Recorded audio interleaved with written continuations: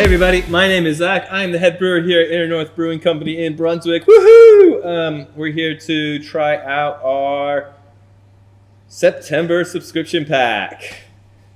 Really hope the audio is recording correctly.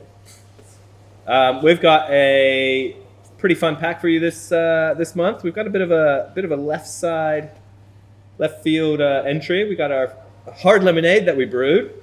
We also got All Things Pale Volume 1.1, and as our core entry in this month's pack, we've got the Frenchy Pale. Hope everyone had a good August and is looking forward to some better weather coming up. I'm actually overseas at the moment while you're watching this, so I'm having a great time. I think I'm going to be in San Diego, catching up with my parents. That'll be fun. What's going on here at Inner North? Oh man, there's so much going on. Not really. We've got later this month we'll have our Oktoberfest beers hitting tap. Official start of Oktoberfest in Munich is September 17th. So we're aiming. We've already, all the beers were brewed a long time ago. So we are aiming to have them going on tap that weekend of the 17th as well. Subject to lots of things, but yes. So the beers that we've brewed for Oktoberfest, the Germany style beers that we have brewed for Oktoberfest include the smoky dark lager that we call Burnout. We've got a classic Märzen Oktoberfest beer. We've got a Bock, which is like a dark malty beer. We're going to have lots of kegs of Hefeweizen that we are using different yeasts in because we've decided we didn't like the one we've been using the last few years. So and we'll always have it's a little bit more Czech style. We'll always have our Pilsner on tap as well. So that's going to be really fun. We put a lot of. I had COVID whilst the week before we brewed the German beers, so I deep dived into all of my books and deep dived into the styles a bit more and got very sciencey in the recipe development of the Märzen and the Bock. So if you're into high dextrin lagers, fermented the right way, come on down.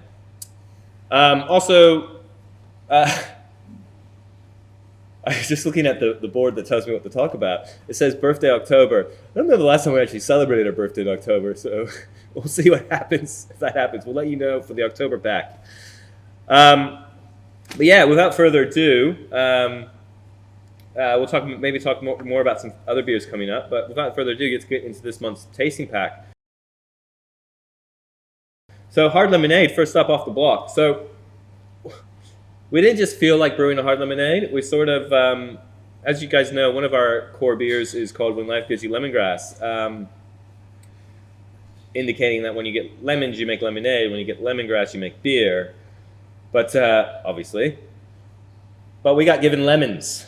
Some friends of ours are setting up a distillery, Cow with a Crown, down in Mornington Peninsula, and they are producing delicious limoncello, Australian lemon liqueur, whatever we need to call it these days, which uses the rind of the lemons. And so they end up with hundreds of kilos of rindless lemons. And they asked us if we could do something with them, and we said challenge accepted. So we brewed a hard lemonade. The fun thing about it is, because we're a brewery, we're technically allowed to brew beer, not technically allowed to brew anything that might be construed as wine. So there's definitions we had to meet. So this is technically a beer, according to the ATO. Technically a beer. Well, basically what it is, it's about half cereal malts, half sugar, and then of the cereal malts we've used 1/3 of that is rice. So it's if you're someone who isn't celiac, but is still trying to avoid gluten, this is going to be a reduced gluten beer for the most part, since it's got a very small amount of barley in it to begin with. But the challenge here was we wanted to create a shelf-stable, delicious, refreshing lemonade, alcoholic lemonade that has some body and has some sweetness without back sweetening it or adding lactose or doing any of these other things. And we didn't want to have to add any sulfites or preservatives. So I think mission accomplished. Let's find out. Smells like lemons. Oh, full disclosure, we also added a very small amount of lemongrass to this one too, just for funsies. Yeah, smells like lemons. I'm picking up the lemongrass. That's why I mentioned it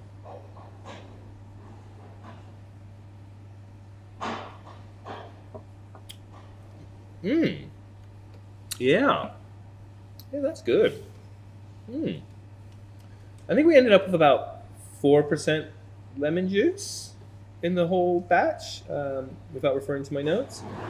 One of the things we were concerned about was that if we added too much lemon juice early on, it would get too acidic and the yeast would struggle. But we didn't have any issues. But yeah, just definitely has some nice body. It's not sweet, but it also has some sweetness. If anybody's ever had a really dry cider, they know how dry things can get. And that is just going to be an absolute refreshing. I can't believe that's 4.3%. Nice acidity. Oh, that's yeah. Bring on summer. Yeah, we're gonna definitely we might hang on to that one here at the tap room for a couple more months until it starts getting hot, and then we can serve it on or off ice up to the people's choice, because that'll just crush. You'll be happy to know they were all squeezed very inefficiently on 2 Kmart juicers. All right, so that is that. That is great. Very happy with that. Next up, we have All Things Pale Volume 1.1. Just basically, it's a pale ale. The reason it's 1.1, not 1, is because it's pretty much the same recipe concept as All Things Pale Volume 1, except All Things Pale Volume 1 we brewed at about 5.3% from memory, 5.5%. And this one we've brought it down to a more sessionable pale percentage of about 4.2, I believe. Might be 4.3. But it's so it's a much lighter beer. It uses, from memory, Wai-iti hops along with Astra and Galaxy. So let's have a little sniffle.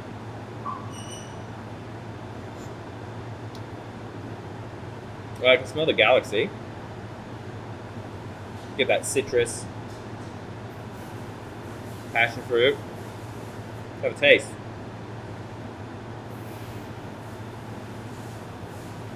And there's the Wai-iti with its sweetness. Yeah, it just brings in a little sweet honey-like characteristic to it, which is what I like about the Wai-iti hops. And the malt's just real clean, real inoffensive backbone to a delicious, inoffensive beer.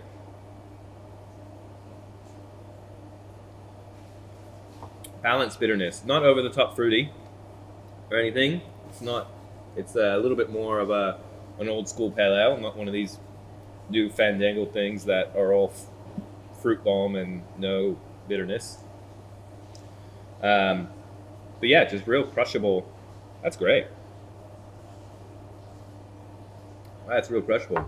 That'll, if it's not on tap already, it'll be on tap at the bar soon. Yeah, that's gonna go down a treat in summer. People are getting a little over the pale ales these days and going and leaning towards the pilsners and lagers, but yeah, I get on board with that one. Yeah, it's good beer. Hopefully, there's a sunny day in September for you to enjoy this. And last but not least, this is the perfect beer for September, the Frenchy Pale. Frenchy Pale, as you know, is one of our signature range beers. and it's pretty unique in the beer world out there in that it's not really brewed to a style, and not many people are brewing core range beers that use a saison yeast. But it's basically designed to be kind of like a farmhouse style pale ale that you might get in France or Belgium. Um, and it uses a saison yeast and some German hops that give it some real combination of the hops and the yeast, give it a real strawberry jam kind of vibe to it. And it uses a lot of Munich malt, so you get that real nice, like sweet, toasty, biscuity, melanoidin maltiness aspect. So you just have a tipple and a sniffle.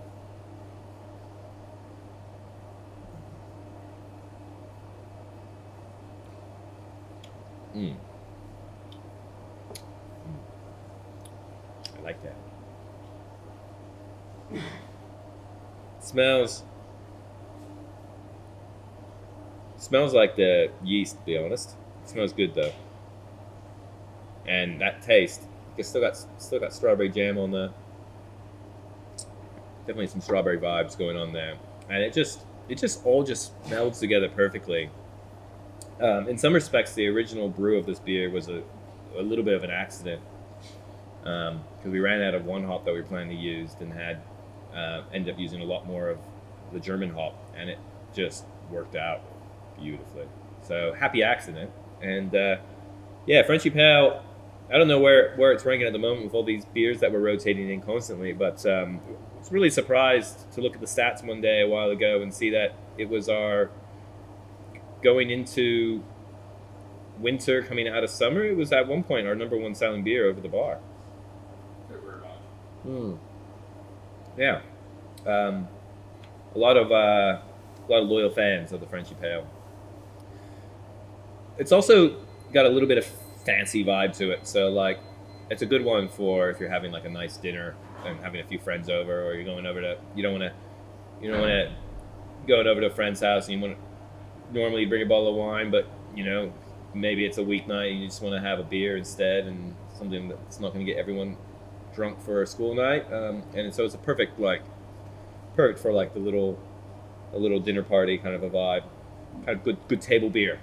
Yeah, so that's the Frenchy Pale. It's 5.5%, and it's one of our signature range. So it's available in cans, available in bottles, online shop, over the bar, growlers, kegs, whatever you want. The other two will most likely, by the time you get this, will also be available in bottles on our online shop or over the bar or in growlers. So come check it out. That's pretty much it, guys, for September. We also have... We're doing this for a year now. Is this our 12th or 13th pack? That's a very good question. It might be our 13th pack. We might have missed it in the August pack, mentioning that it was 1 year subscriptions. So if you subscribed for a year, you're not seeing this. We're sorry. We should have reminded you to renew.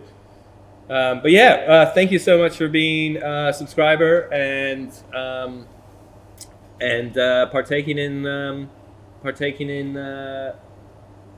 Zach's little pet project of delivering special beers to special people on a monthly basis. And yeah, have a good September, and we'll catch you for the October pack. No idea what's going in that.